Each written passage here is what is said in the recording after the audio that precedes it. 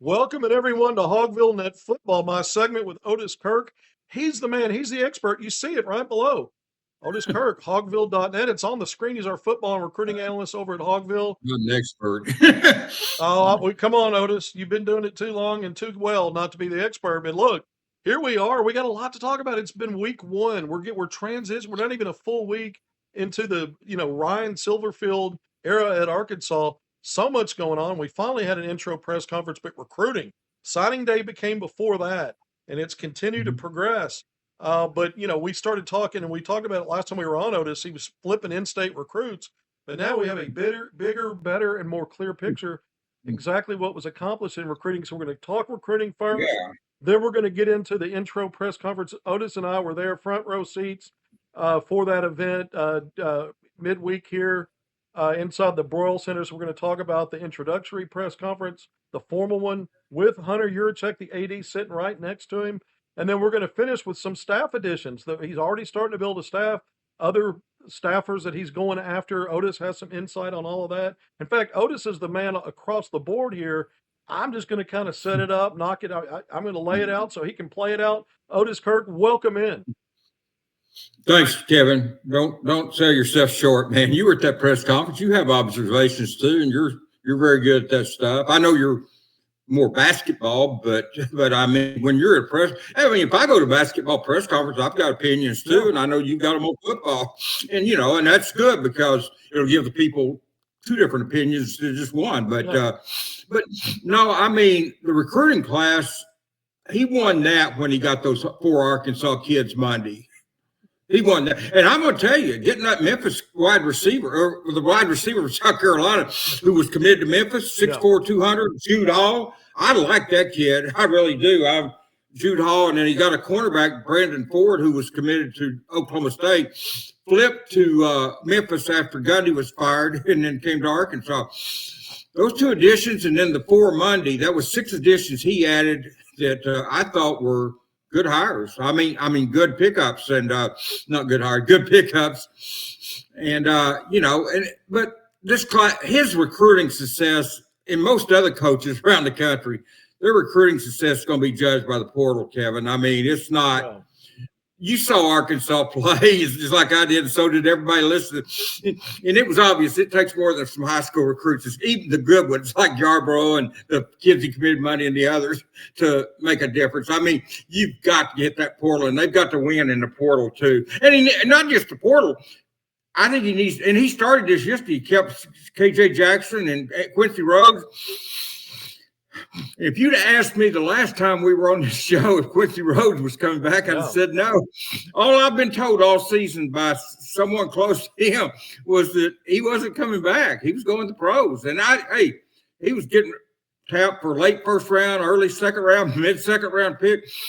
So I bet you he got a pretty good little chunky. I hope he did anyway. He got a good little chunky NIL. Whatever he got, he deserves every penny of it. That kid's good, man. Yeah, I think he and Jackson coming back, Kevin. Yeah, look, that's huge, and so is KJ Jackson. We know what we saw glimpses at the end of the season, stuff we'd learned as you cover it day to day. A lot of promise there with KJ Jackson. I've been bringing that up openly. The Silverfield move to keep him, that answer is obvious now. We saw smiles on those guys' faces. I turned my camera phone away from Yurachek and Silverfield at the end of that thing to hear those guys talk and say, we're coming back. And that's huge on both sides of the ball. I mean, a quarterback with all that potential. And the one thing I see that screams out at me when I watch KJ Jackson play is he cares a lot. He makes adjustments in game based on mistakes that he previously made. He's not a finished product. He's a young player. It's not like he's going to be perfect, but just the passion. And then you combine that with the talent and the fact that he's at that level. I think he's going to be able to really help things moving forward. We'll see what else Silverfield does. And Quincy Rhodes, I mean, come on. This is an all-league caliber talent. Had his moments in a failing season. All-American, maybe. Right, exactly. Well, if you're all SEC, you got a chance to be All-American. But, KJ Jackson, the one thing he lacks, and it's is experience. And the only way to get experience is play. So he'll get that. Yeah. But that's the only thing that, to me, he lacks is just experience. And he's going to get that next year, So he'll get some of that this spring, running first team as his second team quarterback. He'll get, last year he ran third string behind Malachi and Talon and Malachi. But this year he'll get first team reps probably. I don't know. They may bring in a quarterback for the portal, but I don't think there'll be anybody that'll come in and beat out KJ. But we'll see. But I mean, it's interesting. You do need an older quarterback, and they need some older running backs from the portal too. But I still don't think that whoever they bring in will beat out KJ. Now, they may get, assuming Grayson Wilson stays and the other quarterback stays from Florida, they came from Florida State, assuming they stay, they may be happy just to get a high school kid and KJ and go to bat with those four, you know. Yeah. You need four. And if they don't get another high school kid, they definitely need to get somebody out of the portal. And, you know, so we'll see how that's all going to play out. But they did well. They got I believe they got 9 kids from in Arkansas. 9 kids from Arkansas out of the kids.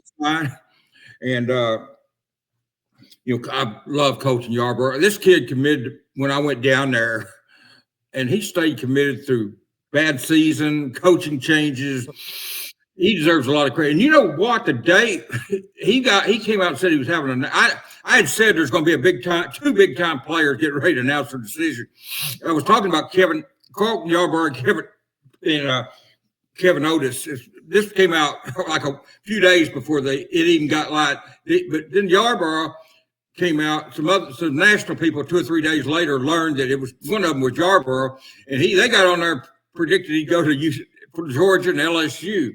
And he'd already told me he was going to Arkansas. He was here the week before in Arkansas. He'd already told me he was going to Arkansas, and I knew that. And so, yeah, I appreciate that kid. I got the scoop. You don't give everybody recruiting scoops anymore because they all break it on Twitter or X. But, you know, he did, and I had that. And I went down to Durant and for that. And I was proud I did. And he's a great kid. I know his family. I know Colton for 3 or 4 years now, and he had some relatives go to Arkansas. He's a Razorback fan. His parents are Razorback fans.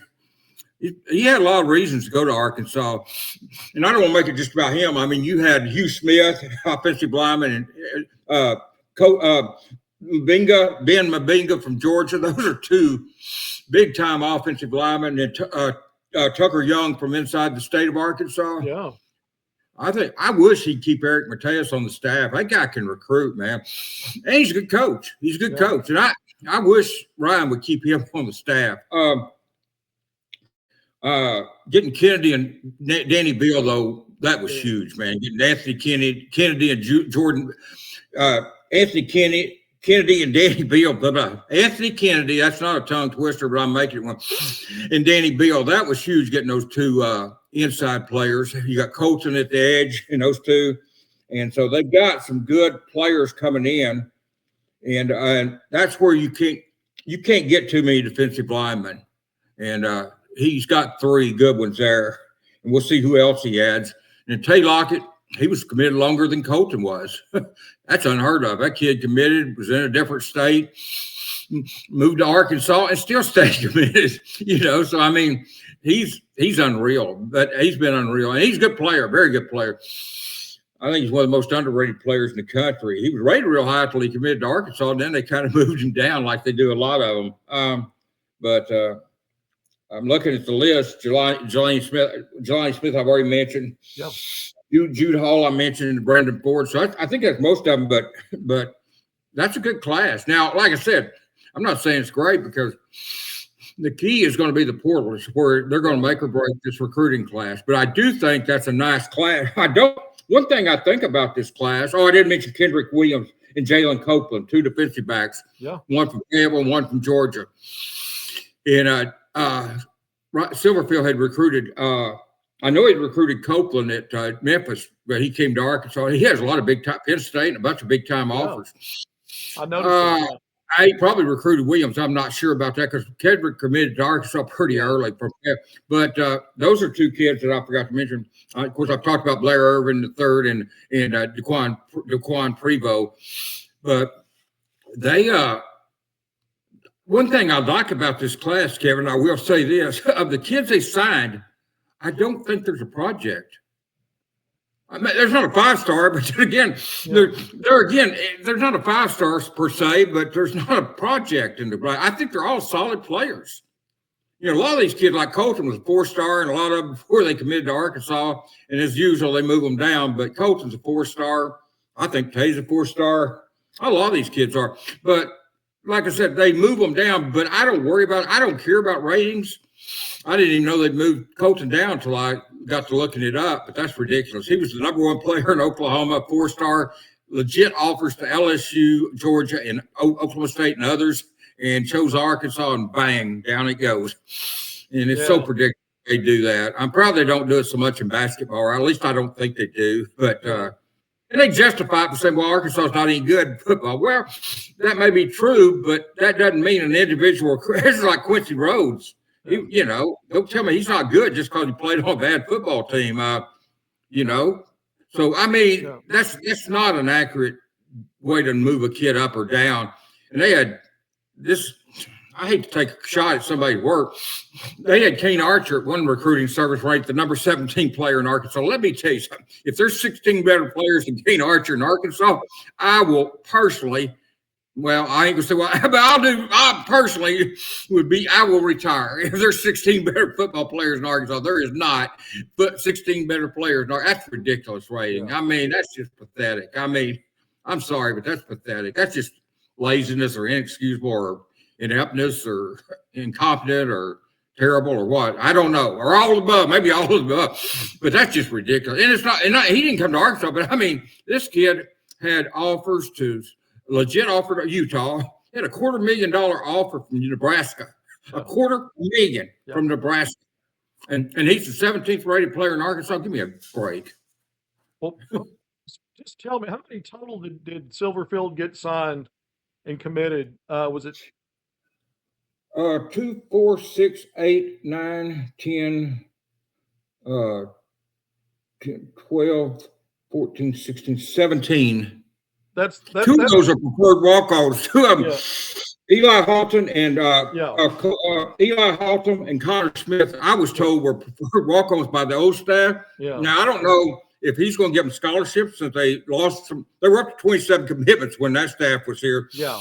At the time they committed, they were preferred walk-ons. But so he may be, as far as I know, they're still preferred walk-ons. But 17 counting them, they did sign. That's the number I had, but I didn't want to embarrass myself because I wasn't sure if I was wrong. Okay, so well, I was torn between 17 and 18 because I had somebody else added that I thought was might come on today, and I didn't want to blurt out 18 because we didn't. Right. So yeah, actually I've had two of them fitted into 18, and neither one of them is coming. Yeah. Well, one, as far as I know, he hasn't announced. He's a quarterback, and he has announced, and so. 17, you're right.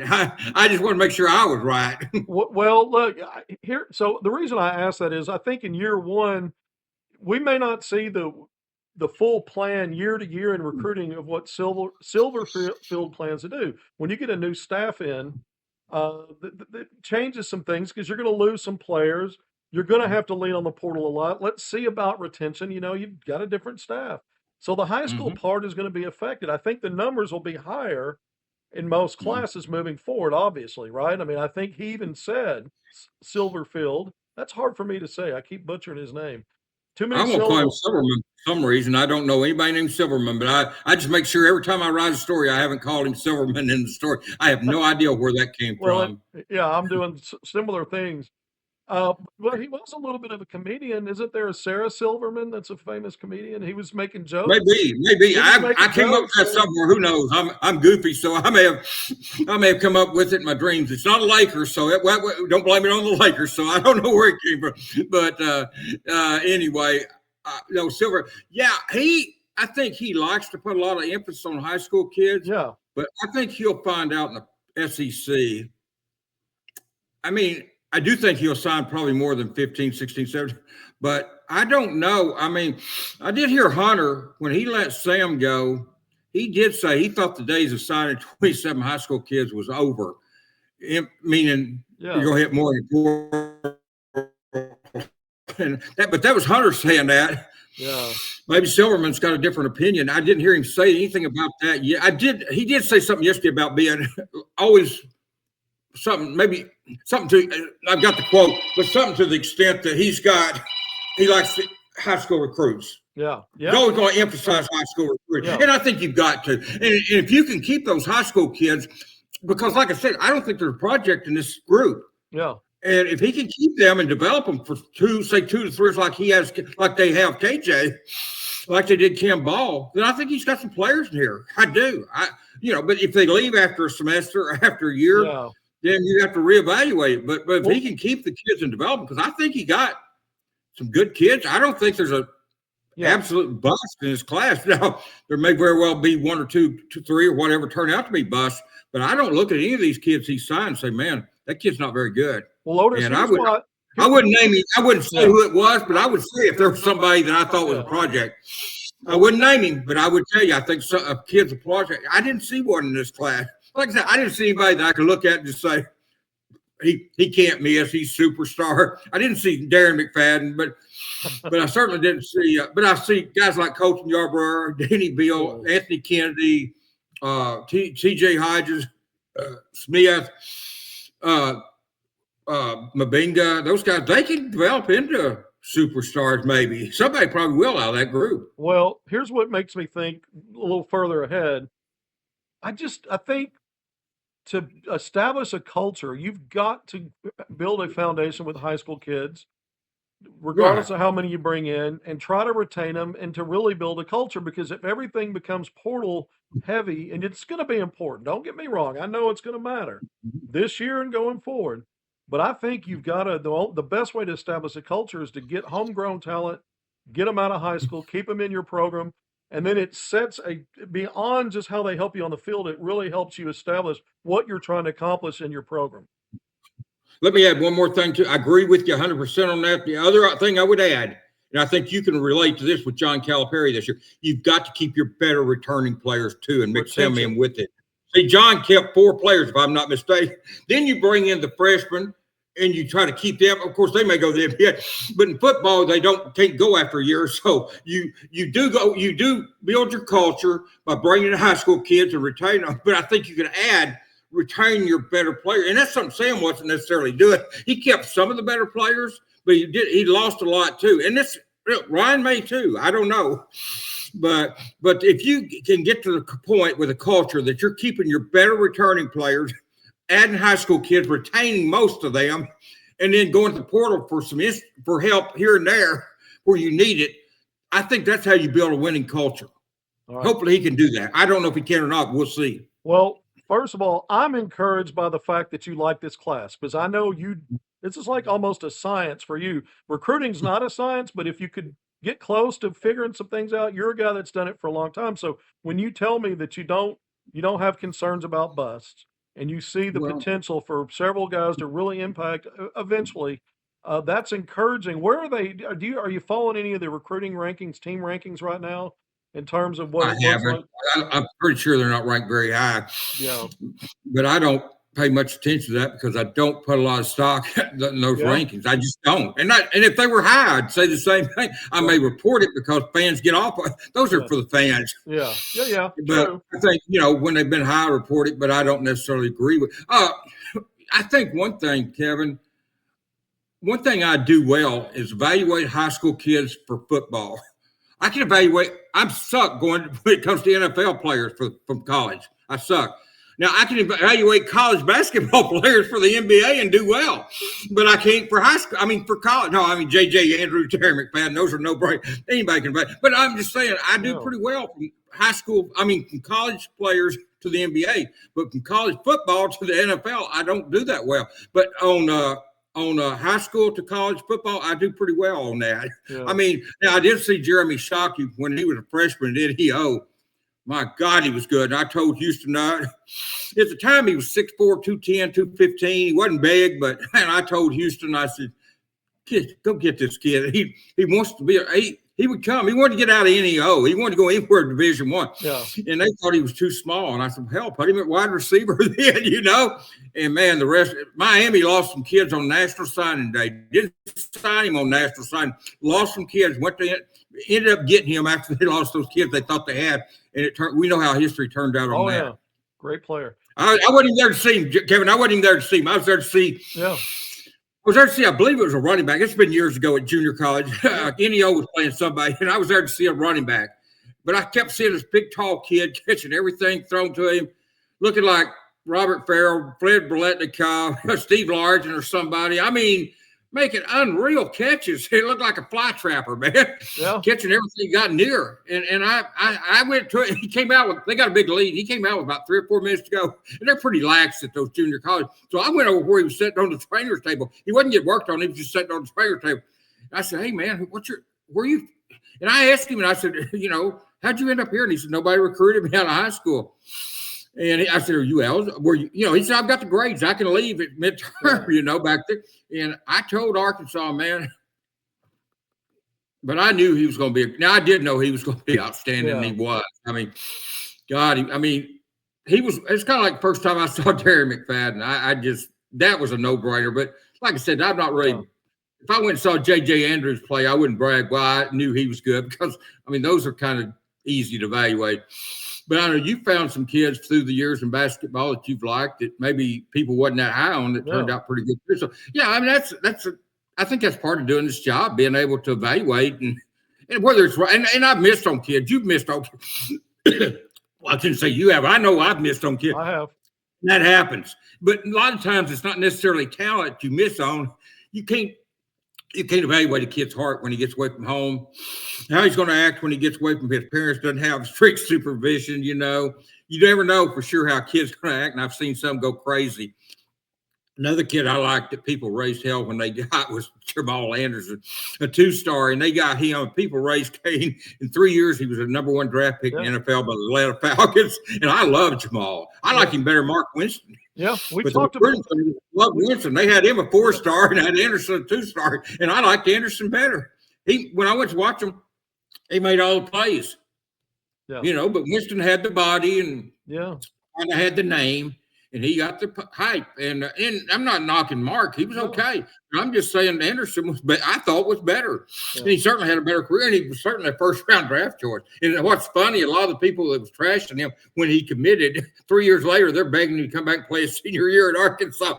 He only knew he was going to be with the same people, man. And all of a sudden, they're begging him to come back. But back then there wasn't NIL, and stuff, and he did the smart thing by getting out and going to the NFL and getting that 1st-round draft pick bonus and contract stuff.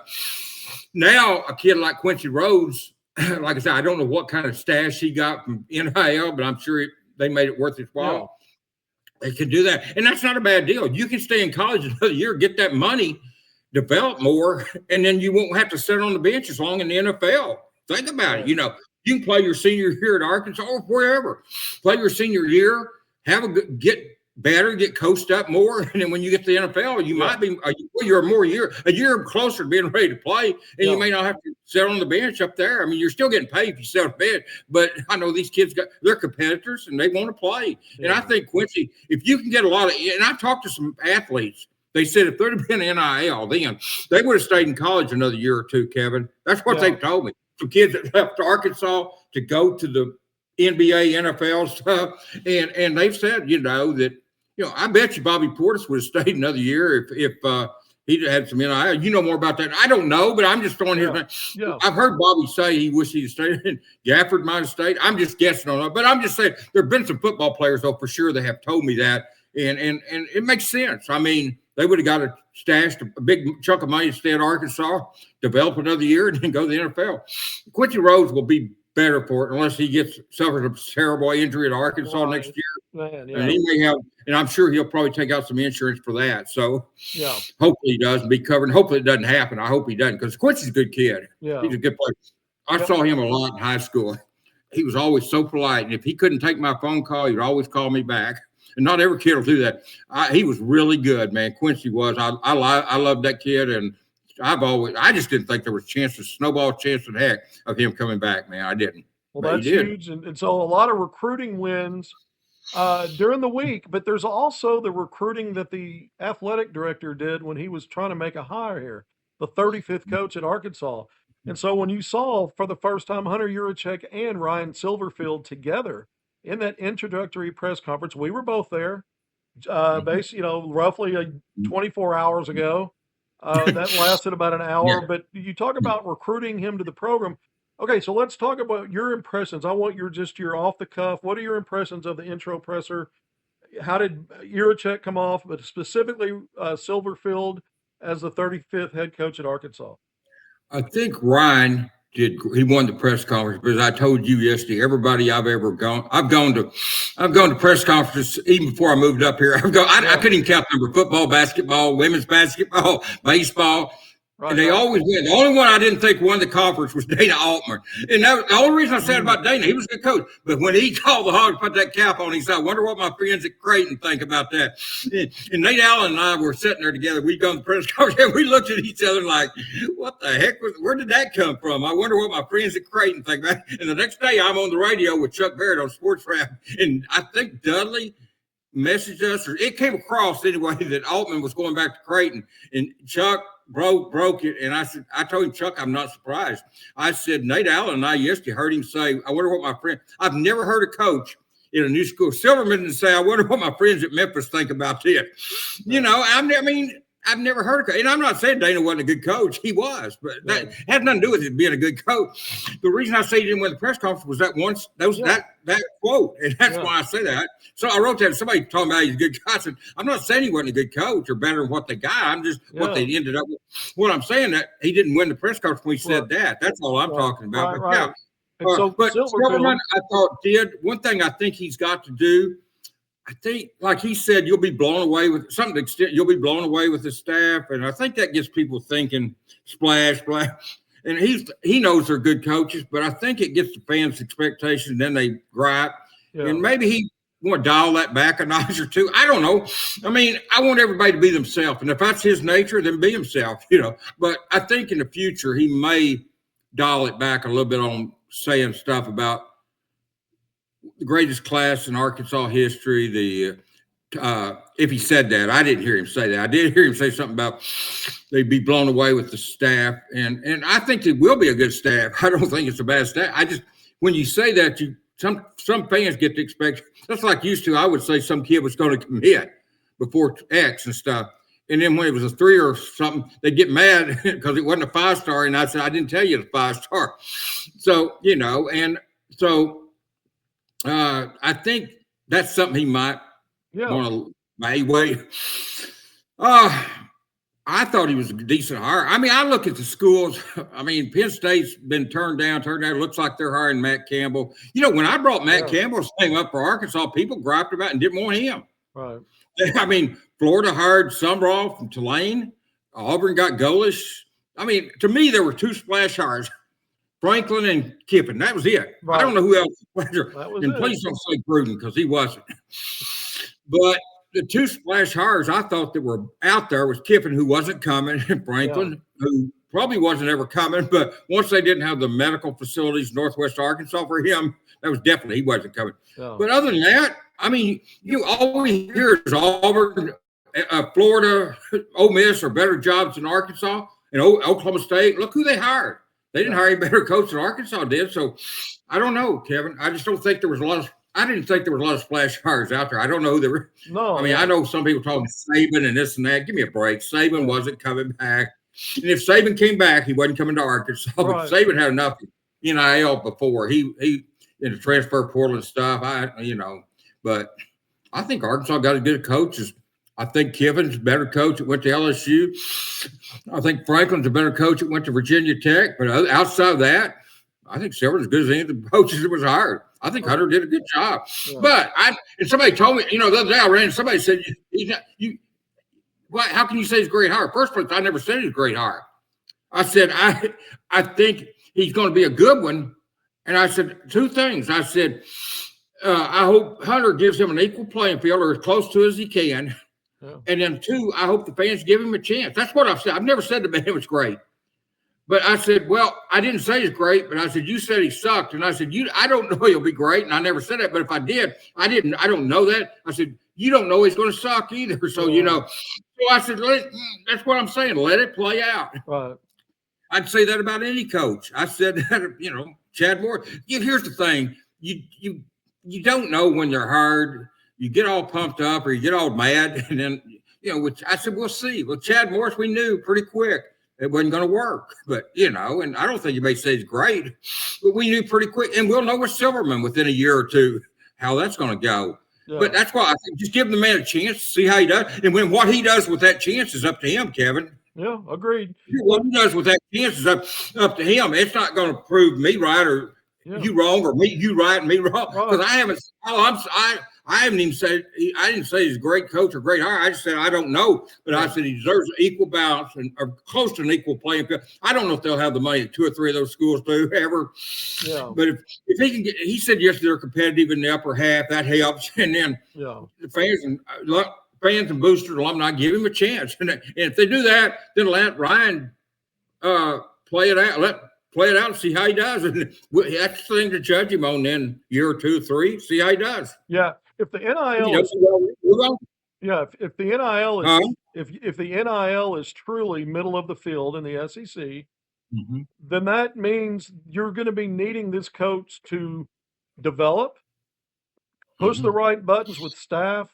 Really, we talked about discipline. That when we've seen an undisciplined, regardless wins or losses, and Arkansas had a lot of close losses this last year. It was a lack of discipline, penalties, turnovers, all the little things, the minutia of the game. So if you're middle of the field in NIL and you can check a ton of boxes with your coach, with this coach and his leadership, and getting the right players at the right time and getting them up to speed in terms of what's expected, and you start building a real culture, maybe you can finish better than middle of the pack in some years or consistently. Maybe it'll challenge for me. It's looking way ahead, but I thought some things he talked about. We're going to be disciplined. We're going to come in and work hard and earn it. He's already working late hours, but he says that he wants a culture where the players completely buy in, and that they're a reflection of what his expectations are. I thought he came with energy in this press conference. You don't always see that. I think the fact that the hire was announced on Sunday and they waited 4 or 5 days later to do the presser gave him time to brush up on his Arkansas football history. He dropped the right names. He understood, just a lot of things made sense there. I thought Juracek didn't look like a deer in the headlights, and he didn't seem like, that he didn't. I mean, I think the extra time to prepare for a press conference benefited everybody. And I think having the 2 players in there on the offense and defensive side and CJ Brown was in there too. CJ Brown was in there, but it added energy in that room, and to this effort. So I thought it was a positive press conference. Proof's going to be in the pudding. When this hire was initially made, I said, well, this is not on par of convincing your fan base that we're serious about football in the SEC to be better than at best a middle tier and often lower tier. But now the hire's made. The perception and the perspective of the hire and the first day that it rolled out is not going to matter if this guy gets it done. And then people are going to look at it as a positive. If he fails, they're going to go back to day one and say, we all knew it. And that's why we were crapping when it was the day it came out on a Sunday. But I thought Thursday's event was a positive, and you saw recruiting kind of backing that up. And so I think there's some good stuff there. Now, he talked about staff. What have you heard so far? He's made some hires. And he's also trying to pull some other staffers away from some other programs. Yeah, Tim Cramsey, the offensive coordinator at Memphis, is coming, and I don't think that's a bad hire. They've had a good offense. It was the defense was the issue. Larry Smith, the wide receiver coach, is coming. That's decent hire. He's trying to get Ron Roberts to coach the defense, be the defensive coordinator. Guy Baylor. He's been to Auburn. He's been to Florida. He was one I wanted when they hired T-Will, but I haven't checked to see how he's been doing lately. But some people are down on that hire, but I don't know. But I thought I really like him. I'll do more research. Now he's trying to get David Johnson to coach the running backs. He's at Florida State. He's a really good coach. Florida State doesn't want to lose him, but he is a really good coach. So we'll see how it works out. But I'd like to see him keep Eric Mateus to coach the offensive line. I don't know how you can do any better than what he did. He's a great recruiter. The offensive line was among the best in the country. I don't know what you're looking for if you're not hiring Mateus. I don't know really what you're looking. Now he's got guys he had. Maybe that's who he's comfortable with. And look, coaches are going to hire people they're comfortable with and know. So we'll see. I don't know, but we'll see. A recruit told me that Mateus said he was a dead man walking this week. So that may mean that he'd been told he wasn't coming. So, I mean, wasn't keeping him. I don't know. And that came from a recruit. I haven't talked to Eric, but one recruit told me that when he talked to Mateus, he said, I'm a dead man walking. So, but I don't know.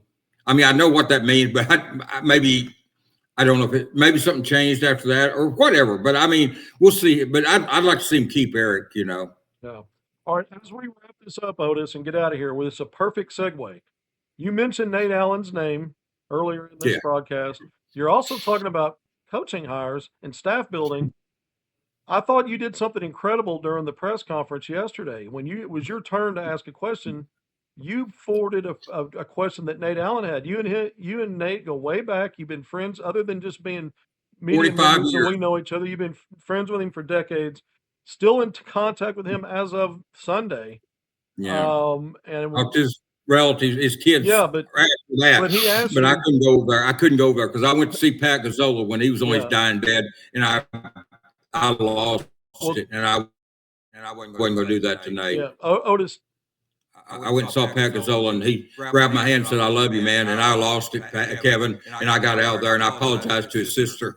And she understood, but I mean, and that's why I didn't go see Nate. Right. But yeah, I did talk to him. And it's odd because I've known when we'd come up here and go to the games when I lived in Mina, we'd spend the night with Nate and Nancy at his house. But let me tell you this.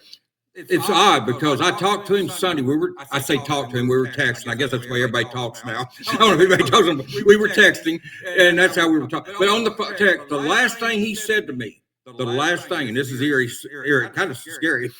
The last thing he said to me is, Otis, they told me to go to bed, put the oxygen on. My oxygen level is very low, and I'm too sick to go to the presser Thursday. Will you ask Coach Silverfield if he's going to have somebody from Arkansas on his staff? And I couldn't. I told Ryan I would be neglectful if I didn't ask him. I actually had a question for Hunter. I was going to ask him. He saw Kelsey Music beat Arkansas last year at Oral Roberts. He saw Silverman beat Arkansas at Memphis. Was there any correlation there? But I didn't want to bust out crying and embarrass myself in front of everybody at the press conference. So I just handed Christian along the microphone after I got the Nate question. I couldn't. I did have another question, but I couldn't ask. I'm afraid I barely made it through the Nate question. So, but yeah, I mean, hey, I promised Nate I'd ask that, and I know it's dead. He's dead and everything, but like I said, I've known Nate for at least 45 years. Yeah. We were friends. I came to Northwest Arkansas because of him. Yeah. He called me when I had a farm in Potter, Arkansas, big city of Potter, Arkansas. Guarantee you, nobody watching the shows even heard that damn place. But it was south of me. It was south of me, about 6, 7 miles, 8 miles, whatever, south of me. But anyway, he called me one day, him and Grant Hall, and asked me if I wanted to come up here. And I had chances with Dudley and other people before, but I said, the reason I hadn't come before, my dad and mother were old, and I had no brothers and sisters, but my dad had Alzheimer's. I said, let me talk to my mother. I went, and my wife and stuff at the time, but I went over and talked to my mother, and she said, please go. There's nothing you can do for your dad, and you're only going to be 150 miles away. You can come back in no time. And she said, you may not get this chance again. And there's nothing you can do for your dad. So I came up here there, but I'm in Northwest Arkansas because of him. And we worked together at the morning news. Orville Henry was there, Grant, and, others. But, and then I went to Democrat when he was there. So, I quit the morning news when he left, and I went to the Democrat where he was at. And, we've been good friends for a long time, Kevin, and he's good. He's number one. He's a different character. I mean, you have to know Nate, and if you don't know him, I told a story on Facebook yesterday about my girlfriend at the time in 2019. We met Nate walking, and he was mad and cussing, and she said, he's dangerous after he left. And I said, no. See, if you don't know him, you think, God, he's crazy, mad. But if you know him, I told her, I said, if you went to him right now and said, Nate, we were going to Vegas that afternoon. We were just walking around the block. I said, if you went to him right now, you and I, and asked him to take us to the airport this afternoon to XNA or even to Little Rock, Nate would do it. I said, he's not. I said, you just got to understand, there's nobody in the Philippines like him. He's one of one, man. He's just different. He would cuss. I think a lot of that cussing was just a habit, you know. I told you that yesterday. I mean, he cussed people, but I don't think he meant it. Yeah. I'd call down there and what does he want now? He had that landline, he picked it up. Oh, no, Otis, I'm not, I mean, I think Nate just did a lot of that just kind of out of a habit. But great guy, man. He would have taken me and her to the airport. Probably would have driven us to Little Rock if we'd asked him, in Fort Smith or anywhere. So that's just the way Nate was. But if you didn't know him, you'd get the impression she did. But she laughed, and after that, he always told me about. It wasn't 2 or 3 months ago. We were going to a ball game over at Razorback Stadium, and he brought up her smiling and said, "I wish you. I know you're with a good girl now, but I really liked her." So he remembered her and kept her in mind, and so. But whatever. Anyway, it was all I could do to ask that question. And I had another one. I'd like to have gotten out to Hunter, but I didn't want to take a chance because I didn't want to embarrass myself and everybody over there by breaking down. And so I didn't want to do it, man.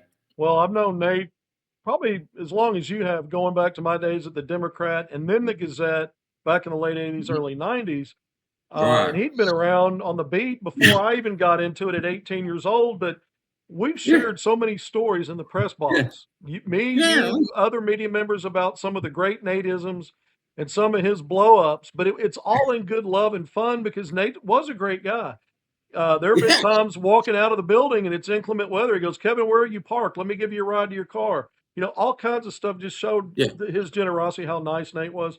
But he was a true pro. And for anybody, everyone knows who Nate Allen is, passed away Wednesday afternoon. So this is just very recent. And, but I thought it was a really nice touch for you to raise Nate's question for the new head coach and acknowledge it came from him. And I think that was. Yeah, I couldn't go back. I couldn't go back on it. I promised him, and I had to do that. I mean, when I make a promise to somebody, especially, little did I know, I've known him probably 45, 50 years.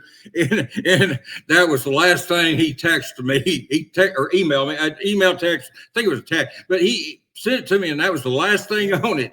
And to think that's the last thing this man said to me, and I'm not going to ask that question. No way, man. I'm asking. I wanted to get it out before I lost it, and I did. So that was good, and I didn't lose it. So, but so, Well, it's one of those things we, lost Bob Holt about a year ago.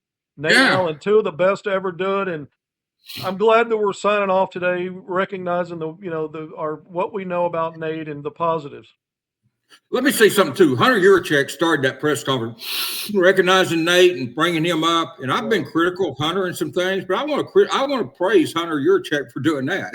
If you're going to rip somebody or not necessarily rip, but critical of somebody, then give them credit when they do something. And I was really proud of Hunter starting off that press conference that way, And I appreciate the answer Ryan gave me. But Hunter started the press conference off, and like I said, I've been critical of him for some things.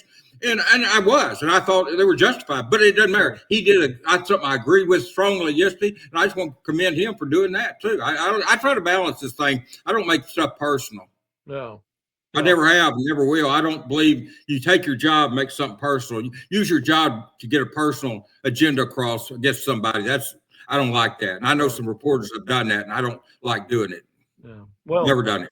Well, this is a perfect time to say goodbye. We're just over 43 minutes in. I want to thank everybody, including especially Otis Kirk, on HogvilleNET Football, our segment today reviewing. I mean, we're capping the first week of the Silverfield era at Arkansas recruiting, that introductory press conference, coaching editions, and we sign off remembering Nate Allen. I thought it was a productive episode. Otis, thank you again for joining me.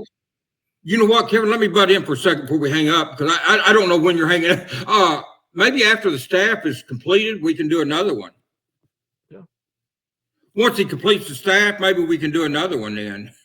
Yeah. Oh, yeah. We're going to continue to do these. Okay. I just want to say we're still on right now. We're still recording. Everybody's going to see. Yeah. Yeah. Okay. So, I didn't know. I mean, you had this YouTube is your baby. I'm an idiot. I could never get us on the air if I tried. So, I don't have any interest in hosting YouTube, but I don't know. I know how to get on. But I'm just saying, maybe after he hires the staff at some point, we can come on here and do another Oh one. yeah, When we're we gonna know find. exactly who it is, and I can actually brush up on a little bit of them too, you know. And Uh, I thought he was going to hire the offensive coordinator, and I've been told Roberts was the man he wanted for defense. So those two didn't surprise me.